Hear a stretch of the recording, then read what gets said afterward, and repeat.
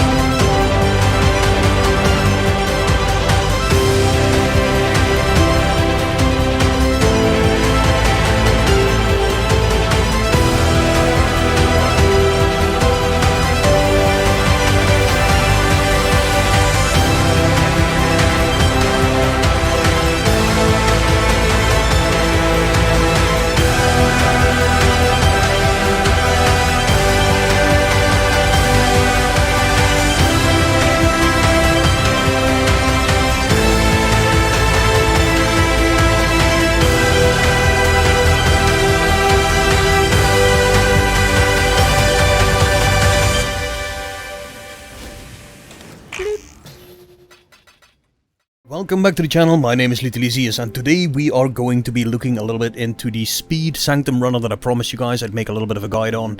This Sanctum runner is using Shockwave Totem. Yes guys, there will be absolutely no league where you won't see me play with totems once or twice.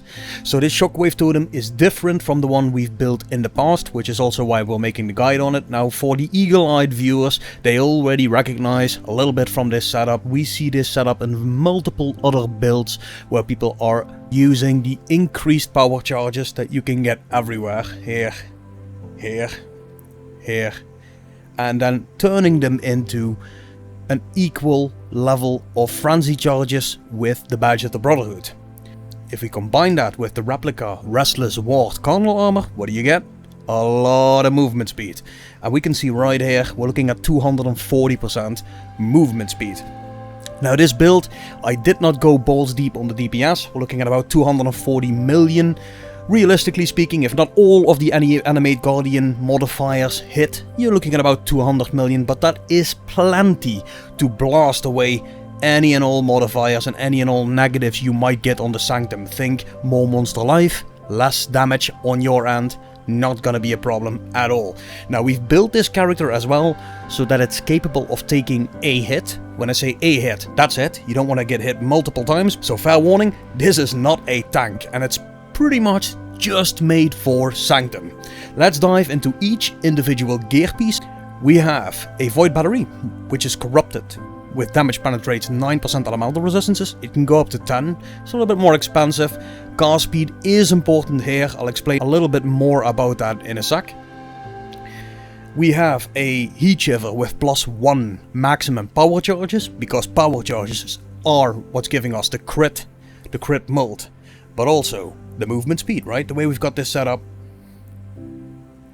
We've got a Malachai's Loop, nothing special, not corrupted, +2 maximum power charges, with a max roll on increased spell damage per power charge.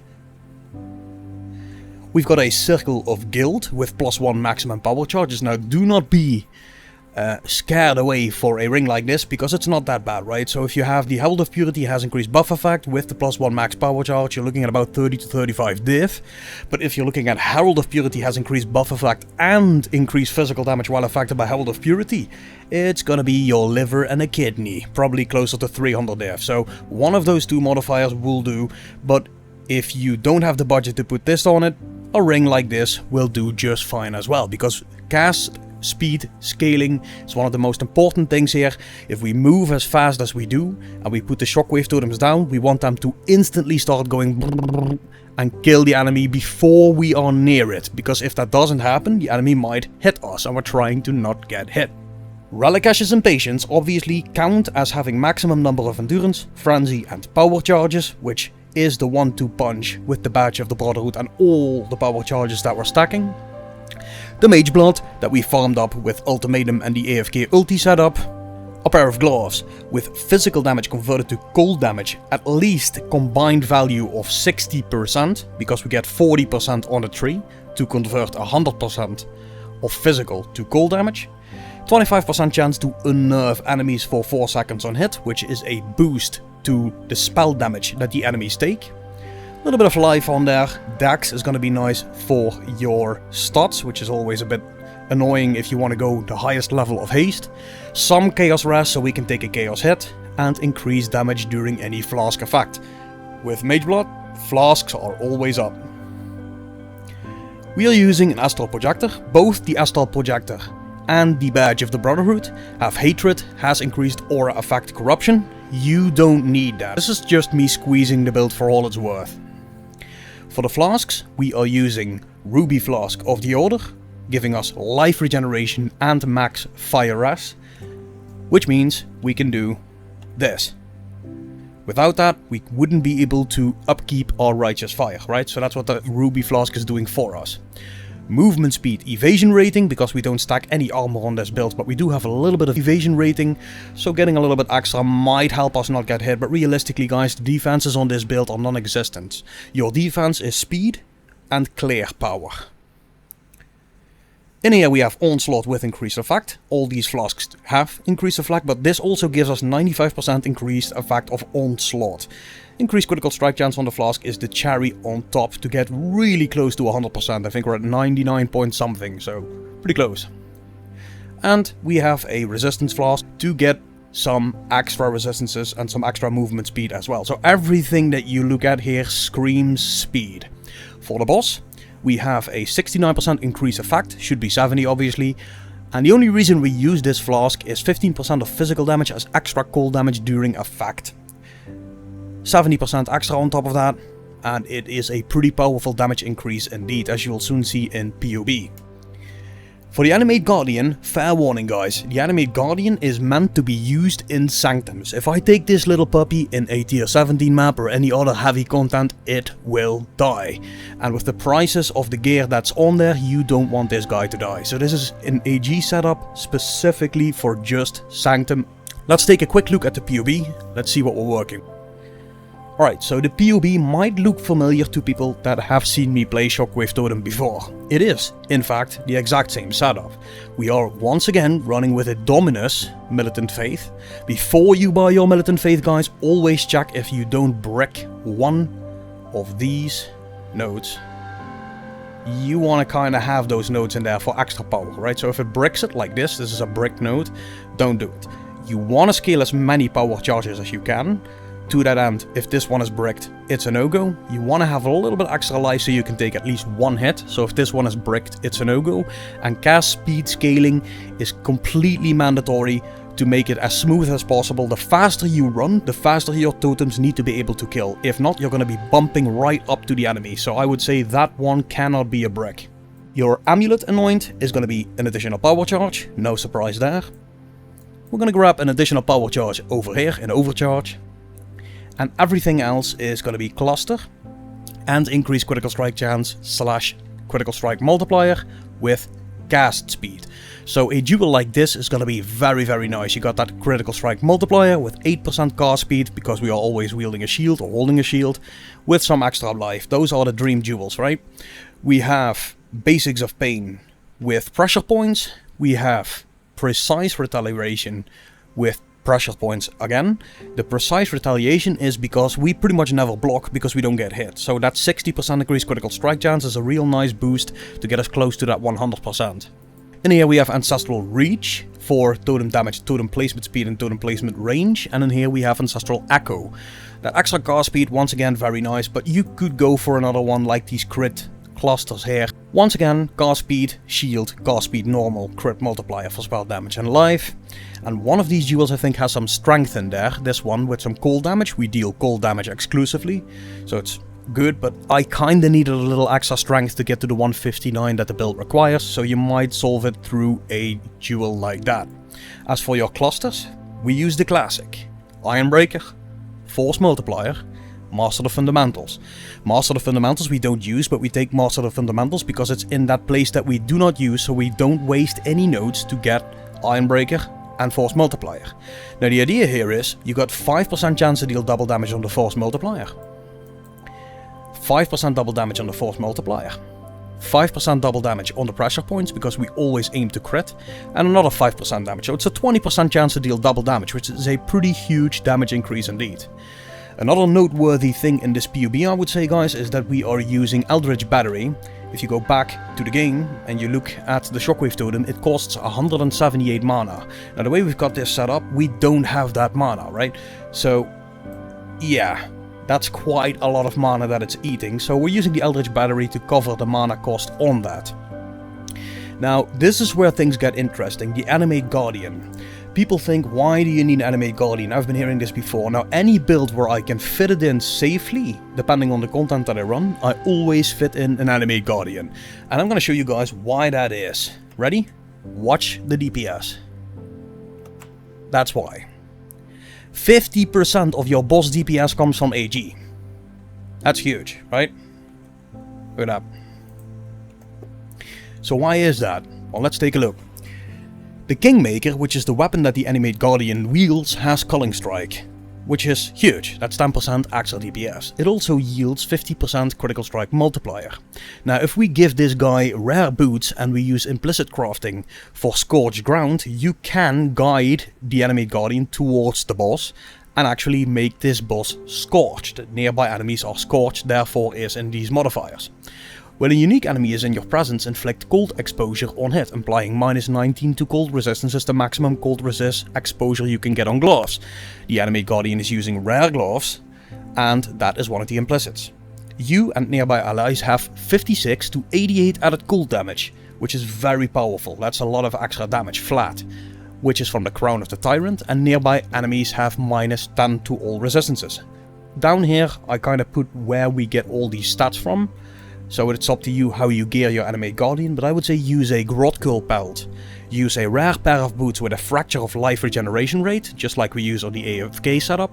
And use a rare pair of gloves with the same fracture, so give him enough regen to overcome the Guardian's Blessing.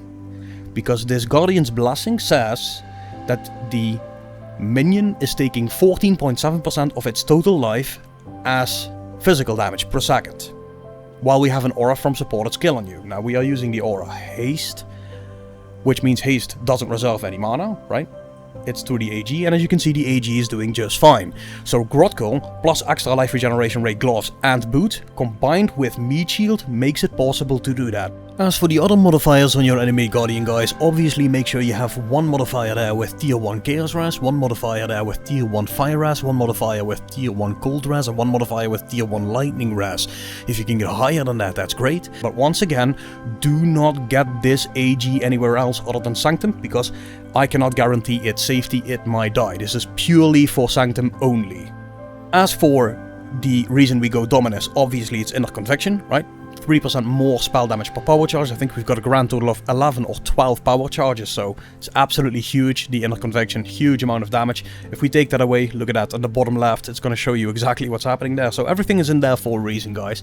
For the last part of this build, I would say go for a Watcher's Eye with increased critical strike chance while affected by Hatred. In my case, I've also done critical strike multiplier while affected by precision, because it's a little bit of an extra damage bonus, but I would say the mandatory part of that Watcher's Eye is going to be the increased critical strike chance while affected by Hatred. Now I'm not going to dive too deep into this build because we've made multiple guides for the Shockwave Totem before, and it is pretty much the same setup. The only difference that we have here is obviously speed, right? The 240% movement speed that you guys saw in the intro is what sets this build apart from the Chevron low-life version that we used in the past. So I hope you guys like this. If you have any questions about this build, post it under the video. I'll put a link to the Discord and a link to the PUB under the video as well, so people can just check out the PUB for themselves. If there's anything you'd like to know about this, find us in game or on Discord, or like I said, leave a comment. And if you like this kind of content, leave a thumbs up, guys, leave a follow. I'm gonna catch you guys live on the next stream this Wednesday, where we start our next project, Project Kinetic Blast. Oh, it's on, guys. We're gonna make something else. Have a good one, guys, and thank you for watching.